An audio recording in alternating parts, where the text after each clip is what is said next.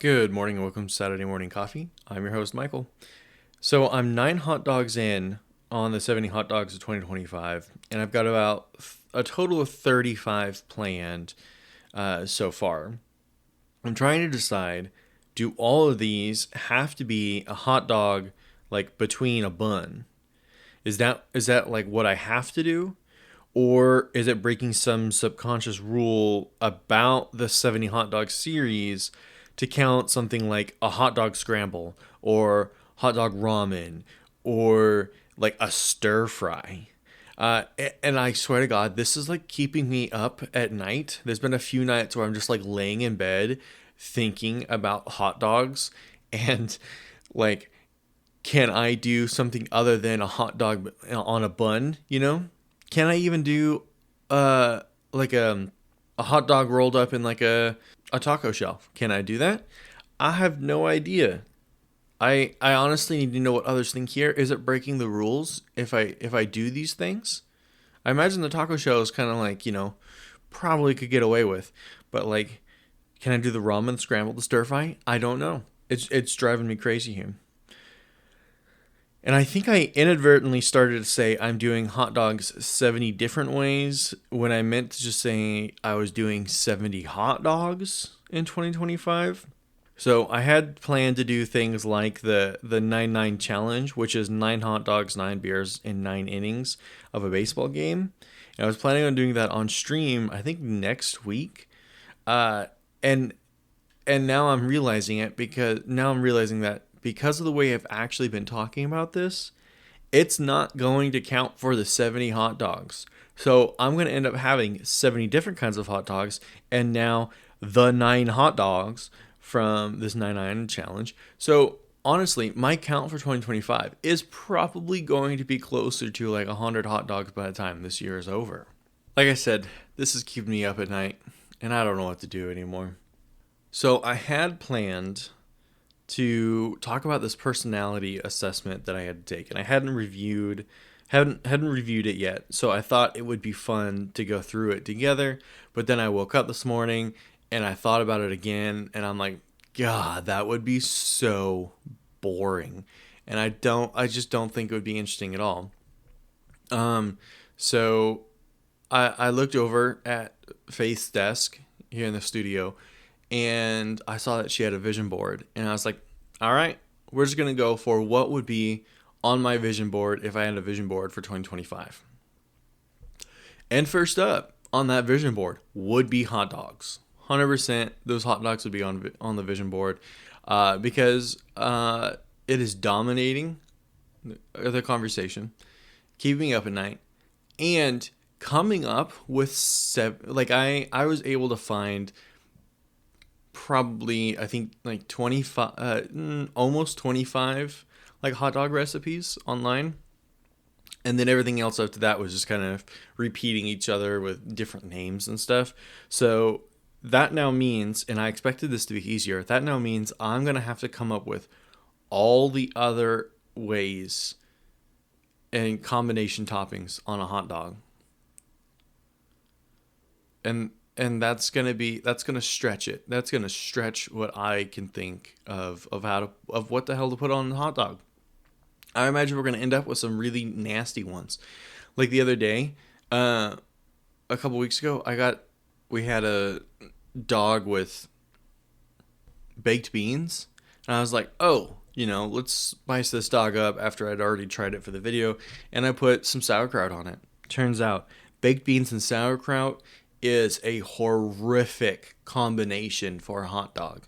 So I'm fully anticipating that I'm going to end up creating some really awful hot dogs by the end of this video series. I haven't given a 1 out yet, but it's coming. Obligatory, obviously the wedding would be on there. Kind of the most important event of the year. Now it's coming up in June.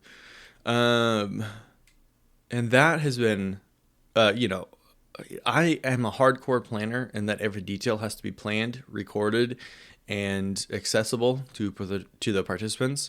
So I have this thick ass wedding book that I'm building, and I'm very excited about it. I think it's great, and it's going to save both of us a lot of stress on the day of the wedding by just telling people to look at their planning guide and that I cannot help them every step of the way.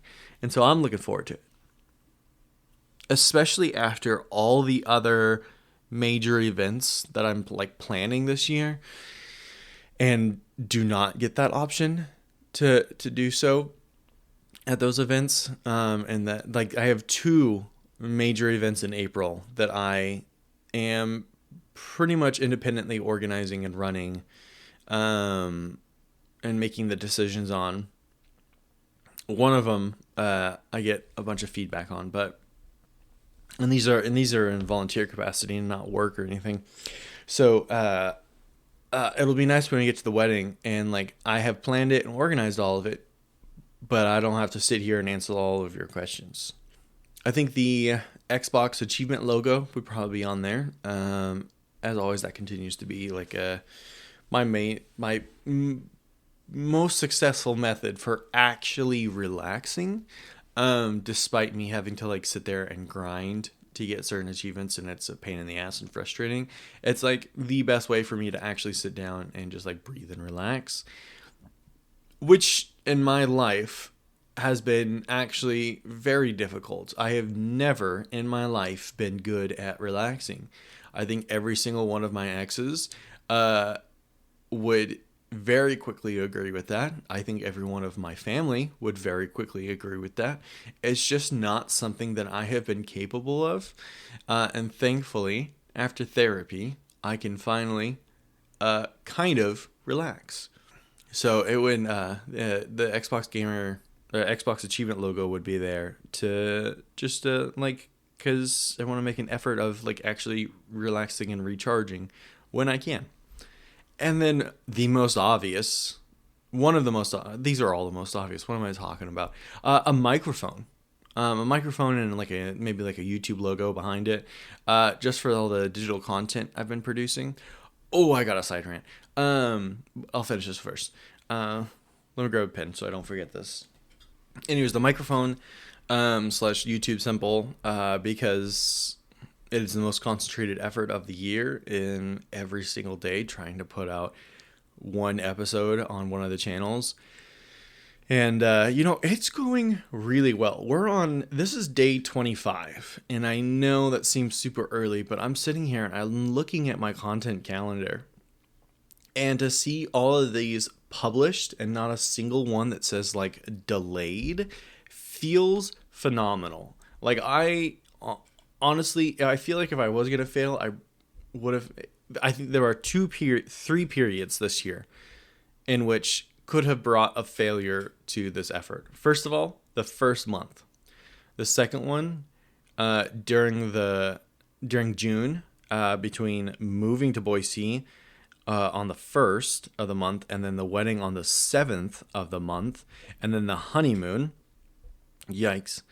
If I was gonna that's the most likely time that this is gonna fail, is that month, unless I can find a way to really batch up some content. And then the last time that I think has the possibility of failure is during July, when it's just like peak hanging out with friends time, and I just moved to Boise, so I'm gonna want to reconnect with a bunch of people, and I've got a big ass convention to go to in Denver, and so. And that I'm probably going to be on for like a week or something, So that's a long time to be gone.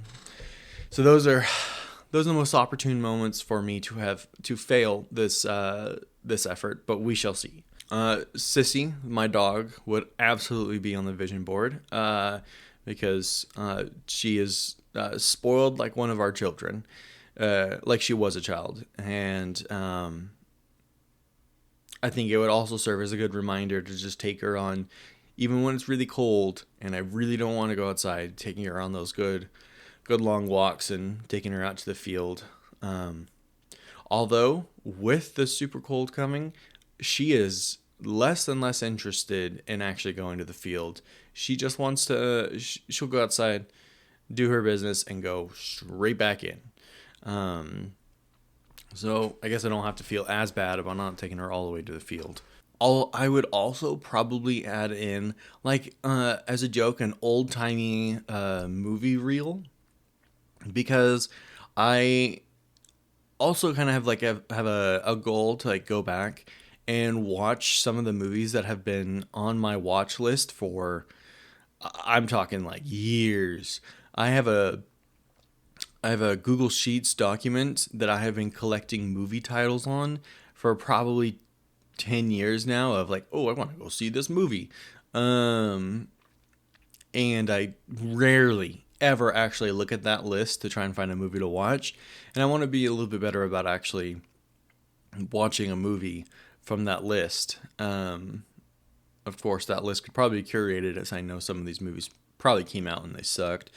But I also like really bad movies.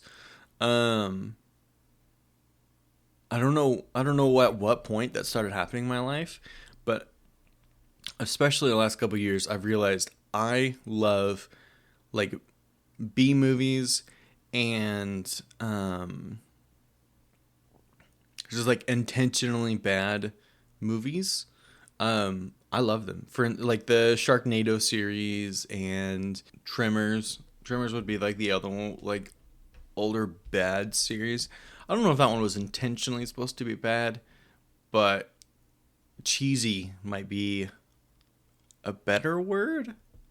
The word escapes me this morning, and that's part of the problem of doing this podcast episode so early in the morning, is that a lot of the times I find myself missing the words that like I want to be using in that moment. And it's because I've literally just rolled out of bed and here I am. So, um, another thing on my vision board would maybe be like coffee beans. And I know this sounds, I think maybe sounds kind of dumb to some people, but I want to try to like expand the number of like coffee companies I've supported. Like what I'm trying to say is, this year I'd like to try and get more coffee grounds from more different local roasters that I haven't tried before too. You know, one, like supporting the local economy, um, and then two, just trying different coffees. Although, you know, most of the time it just tastes the same. Yeah, I think that's probably what would be on my vision board. So my rant that I almost got on in the middle of that.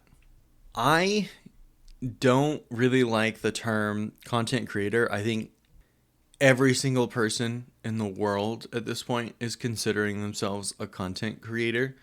And oh god, that made it sound like I was trying to say I'm better than them. That's not what I'm saying. I'm just saying like it feels like it's oversaturated. That's what I'm saying. It's over the word content creator and the label has become severely oversaturated. And I feel like now when you think of content creator, it's like synonymous with influencer. And that is not at all what I've been kind of going for or wanting. And so uh, I was trying to think of like other words that are used that I think don't quite have the that kind of connotation along with, you know, influencer, and I thought about like just the title like creative, and then I was like, oh my god, that is douchebaggy, calling myself a creative. And I was like, okay, nope, out the door. And then I was like, what about like, I can't do podcaster or YouTuber because I'm doing both. But then the title podcaster and YouTube is just way too long, and also probably makes me sound like I started this in the 90s. And then most recently, I've come across digital creator, and I was like, ooh, I like that because it's still the creator part, and I'm talking about that I'm doing this all digitally, right? I'm not physically creating things, so I like that. But is it still douchebaggy? You know, I've been sitting here trying to decide like, am I being a douchebag by not wanting to use the word content creator? But you know, but then I'm sitting here like, is it worse to sound like a douchebag, or is it worse to just be synonymous with influencer, which I have no desire in my life to be anything of the sort. So I've been going back and forth, and I just don't know like what to do. Should I, like this isn't even important, but it's just like been on the back of my mind, something to think about. Um, yeah. So it's all I've been. I don't know. Is there a better term out there? And why do we have such limited options in the English language, despite the complexity and ridiculousness of the English language? Why is it that we have such limited words, for instance, for thing like these things? And that, like, another example would be like snow or rain. There are a lot of different kinds of snow and rain, and yet we just have such limited vocabulary when it comes to these. It's an odd thing, I feel like, for the English language, which has stolen words from so many other languages and systems from so many other languages, and here we are. All right, all right. How about a podcast recommendation for you guys? I am recommending Radio Cherry Bomb. Radio Cherry Bomb does interviews with interesting people in like the food world. And if you're familiar with the magazine Cherry Bomb, then you'll be familiar with the host, because the founder and editor of the magazine Cherry Bomb is also the host for the podcast. And it's really interesting, especially if you want to get into the profession of cooking. They have a lot of great interviews with chefs about how they got started and what that journey was like and how they got to be successful today. And not just like professional chefs in a kitchen, but also chefs at home that have started like really successful like newsletter businesses sharing recipes and stuff. So there's just all sorts of different options that they present to be professionals in the cooking world. And I think it's a great magazine, and I think it's a great podcast. So if you're interested in food, I highly recommend checking it out.